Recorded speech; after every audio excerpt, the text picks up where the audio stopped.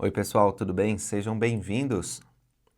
Para vocês que estão assistindo às 6 horas da manhã, bom dia. Se você está assistindo depois, boa tarde ou boa noite. Hoje nós vamos falar sobre os profetas de Deus. Antes de começar, vamos ouvir um hino.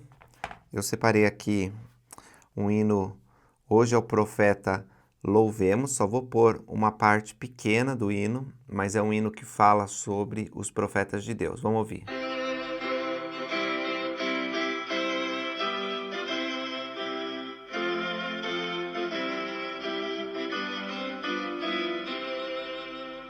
Só essa introdução mesmo, vou fazer a oração agora, porque tem muita coisa que eu quero falar para vocês sobre os profetas e eu não tenho muito tempo no devocional, né? Então, deixa eu orar. Nosso bondoso e amado Pai Celestial, somos gratos a Ti pela oportunidade que temos de saber que Tu nos ama a ponto de revelar Teu plano de salvação. Nós somos gratos pelos profetas e apóstolos que testificam de Cristo, que ensinam o caminho de volta ao lar celestial. Nós te pedimos que nos abençoe com saúde, segurança, inspiração e abençoe os profetas de Deus, que tenham forças e que continuem testificando do Senhor. Em nome de Jesus Cristo. Amém. Quando Jesus Cristo apareceu, eu vou usar minha estátua aqui de novo. Jesus apareceu nas Américas, qual foi a primeira coisa que ele falou? Vocês lembram? A primeira frase. Eu vou ler para vocês. Isso está em 3º Nef, deixa eu ver se eu consigo pegar aqui. Opa, eu tinha separado. Aqui, ó, 3º Nef 11, versículo 10. Diz assim, a primeira coisa que ele fala, eis que sou Jesus Cristo, cuja vinda ao mundo foi testificada pelos profetas. Vocês percebem a importância disso? Depois de dizer o nome dele, Jesus Cristo, ele diz, eu sou aquele que os profetas falaram. Desde o começo do mundo. Eu sei, a Bíblia não é muito clara sobre isso. Infelizmente, a gente não tem o nome Jesus Cristo na versão do Velho Testamento que nos chegou. Deveria ser muito mais clara antes, mas passou por copistas, traduções e épocas de apostasia. Então, muitas partes preciosas foram tiradas da Bíblia, conforme a gente aprende no livro de Mórmon. Porém, mesmo que não tenha de modo explícito o nome do Senhor, nós sabemos, pelo Novo Testamento, que os profetas antigos conheciam Cristo. Porque o apóstolo Paulo fala muito claramente, o próprio Senhor Jesus Cristo fala claramente que Abraão o conhecia, que Moisés testificou de Cristo. Então, o que eu estou dizendo para vocês é que desde o começo do mundo, os profetas sabiam de Cristo. Adão foi o primeiro profeta. Ele ensinou a verdade do Evangelho, que incluía Jesus Cristo. Ele exerceu fé em Cristo, ele se arrependeu, ele foi batizado em nome do Pai, do Filho e do Espírito Santo, recebeu o dom do Espírito Santo, que deu um testemunho poderoso a ele. Tanto que quando ele estava prestes a morrer, reuniu lá os portadores do sacerdócio, seção 107, Doutrina e Convênios, e o próprio Senhor Jeová apareceu abençoando o ancião de dias. Depois de Adão, nós tivemos outro profeta grandioso, que foi Enoque, que elevou, né, a cidade aos céus. A gente até falou na aula do Vem Segue-me, se você ainda não assistiu, da sessão 45, a gente menciona um pouco de Enoque. Depois de Enoque, nós tivemos Noé, o segundo grande patriarca, né? O Senhor enviou um dilúvio, ele recomeçou. Depois nós tivemos Melquisedeque, o rei de Salém. Depois de Melquisedeque, a gente pode falar sobre Abraão. Abraão, inclusive, pagou dízimos a Melquisedeque e recebeu dele o sacerdócio. Então, meus irmãos, o que eu estou dizendo? Todos esses profetas, eles ensinaram de Cristo. Eles realizavam sacrifícios de animais à semelhança do que Cristo faria. Para eles, num tempo futuro. Para nós, num tempo passado. Já fez, né? Sacrifício infinito e eterno. A expiação. Depois de Abraão, outros profetas também vieram e eles também testificaram de Cristo. Moisés levantou um símbolo no deserto e todos que olhassem viveriam. Era um símbolo de Jesus. Poucos entenderam, mas aquilo simbolizava Cristo. E Moisés falou ainda mais claramente, vai se levantar um profeta semelhante a mim. Aqueles que não ouvirem vão ser apartados. Apartados da onde? Do povo de Deus. Então, o que eu estou dizendo para vocês, Deus nos ama tanto que Ele sempre mostrou o caminho desde o começo do mundo, trabalhando por profetas. Até Amós diz, né? Certamente o Senhor não fará coisa alguma sem ter revelado os seus mistérios, os seus segredos aos seus servos, os profetas. Os profetas de Deus, eles continuaram aparecendo no tempo de Cristo. João Batista foi um profeta, a gente pode dizer isso. É verdade que ele não recebeu em vida a plenitude do sacerdócio de Melquisedeque, mas ele teve a honra de batizar o Senhor Jesus Cristo. E é o próprio Senhor Jesus Cristo que diz que dos nascidos de mulher não há maior profeta do que João Batista. Ele cumpre a lei e os profetas. Agora, quando a gente usa a escritura que João cumpriu a lei e os profetas, algumas pessoas pensam que os profetas acabaram. Isso não é verdade, porque no livro de Atos nós ouvimos sobre profetas. Paulo testifica que a igreja de Cristo ela é fundamentada, né? Ela tem um fundamento no Senhor da glória, que está alicerçada sobre o testemunho de apóstolos e profetas, que Jesus é a principal pedra de esquina. Os profetas continuaram existindo. Aliás, os apóstolos, eles receberam esse nome pelo próprio Senhor, né? Os enviados para pregar o evangelho, mas eles são profetas, eles receberam autoridade profética. Tanto que Cristo disse a Pedro, sobre a pedra do seu testemunho profético edificarei a minha igreja. As portas do inferno não prevalecerão contra ela. E, de fato, as portas do inferno não prevaleceram quando a igreja cumpriu os mandamentos de Deus. Mas, por não terem cumprido, entrou em apostasia. Os apóstolos preveram isso. Eles viram essas coisas, esses dias de grande iniquidade. Em nossos dias, Deus enviou anjos do céu que restauraram a autoridade para que Joseph Smith se tornasse um profeta. Então ele recebeu a visita de João Batista, de Pedro, Tiago e João, de Moisés, de Elias o profeta, do próprio Senhor Jesus Cristo. E todas as chaves, as autoridades, as honras, as glórias, os poderes que um profeta teve no passado foram colocados sob a cabeça de Joseph Smith. Quando Joseph Smith foi martirizado, a autoridade não foi tirada na terra, porque um tempo antes ele havia reunido o quórum dos 12 apóstolos e dado toda a autoridade que ele tinha recebido aos 12. Sendo assim, os 12 apóstolos, depois da morte do profeta, continuaram guiando a igreja por revelação. Quando chegaram no Vale do Lago Salgado, Brigham Young, ele foi apoiado como presidente da igreja. O presidente da igreja é sempre um profeta. É um profeta, um vidente, um revelador. Seus conselheiros também recebem autoridade profética, né? Autoridade apostólica.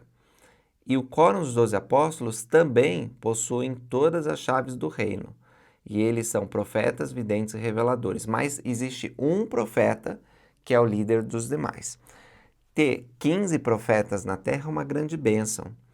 E não é uma novidade do nosso tempo.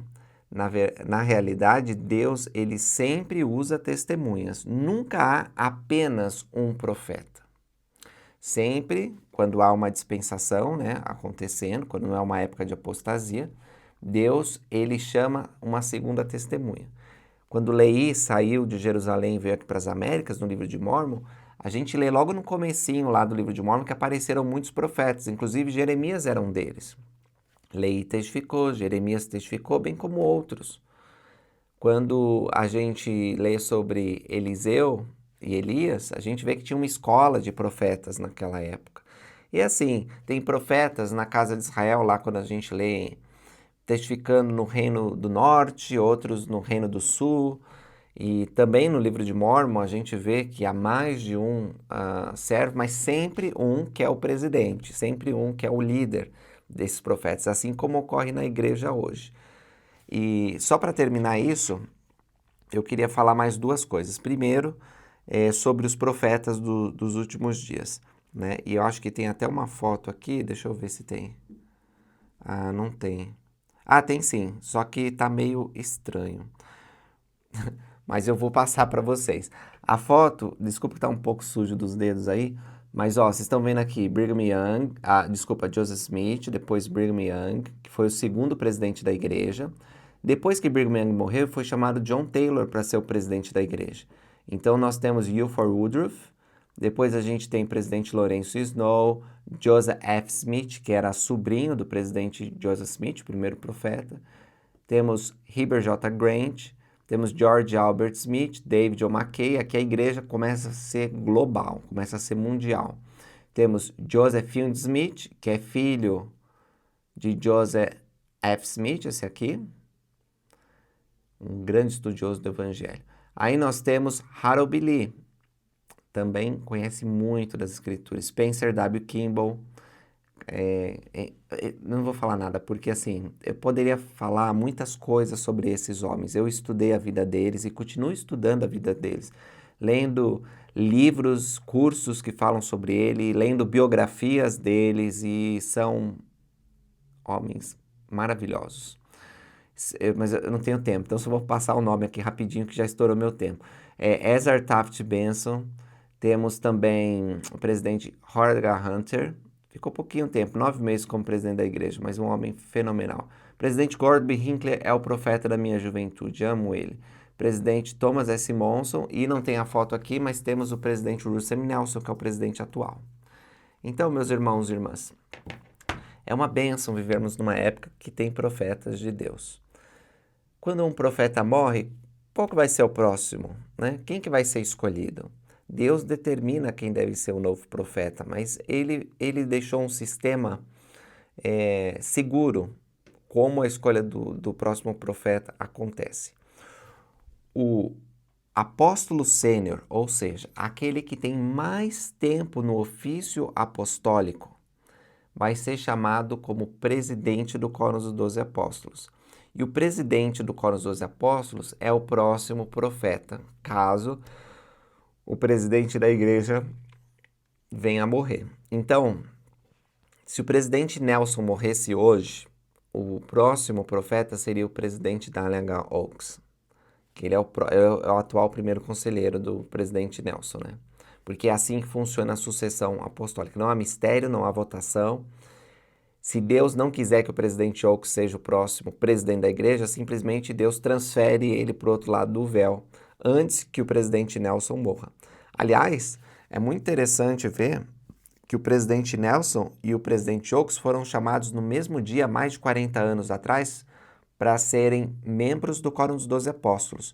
Só que o presidente Kimball, ele já estava bem velhinho, mas ele teve um momento que ele estava melhor, mais lúcido, e ele falou para ser chamado presidente Nelson, presidente Oaks.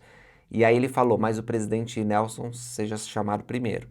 Então ele foi ordenado antes. Então ele entrou na linha apostólica antes do que o presidente Oaks. Porque se não tivesse acontecido isso, o profeta que teríamos com a morte do presidente Monson seria o presidente Oaks. E Deus, ele sabe o que faz. Porque quem melhor, não que precise de qualquer treinamento mortal para ser profeta, mas é interessante para mim ver que o presidente Nelson é um médico e que o Senhor preparou ele durante mais de 40 anos de apostolado e antes disso numa vida na igreja, na família e na carreira muito bem sucedida para ser o presidente da igreja. No determinado tempo em que nós precisávamos, porque atravessamos uma pandemia global e ainda estamos numa pandemia não de doenças físicas, mas de doenças emocionais, mentais, e o presidente Nelson, ele tem o treinamento humano e o treinamento espiritual para lidar com essa situação. Não que o presidente Oaks não pudesse desempenhar muito bem a função, mas ele é um jurista, né? E ele tem uma outra área. E o profeta, ele traz seus talentos, suas características. Por isso que o apóstolo Paulo disse, há diversos tipos de ministério, mas o Senhor é o mesmo. Então, Deus levantou um profeta maravilhoso para os nossos dias. E uma hora o presidente Nelson vai deixar essa vida, ele já viveu a idade de uma árvore, que é 100 anos, né? Uma hora ele vai passar para o outro lado do véu e teremos um novo profeta. Presidente Oaks ou qualquer outro que for chamado, nós vamos apoiar, vamos amar, vamos estudar a sua vida, seus ensinamentos, e o manto da presidência vai cair sobre ele. E ele vai ter muitas revelações de Deus. Aliás, eu gravei um vídeo hoje, eu não sei quando que eu vou lançar, Me permita só ficar mais um pouquinho, tá bom? Que eu vou ler isso aqui para vocês, que eu acho muito interessante. Aqui, ó. Ah, não, acho que eu vou deixar para o meu vídeo. Não, eu vou ler agora, eu vou ler agora. Eu vou ler agora, vocês vão ver de novo quando verem o vídeo. Mas é um vídeo sobre o presidente Nelson, se ele recebe ou não revelação. E olha só o que a esposa do presidente Nelson disse. Isso foi postado pelo Elder Anderson, um pouco depois que o presidente Nelson foi chamado em 2018, tá?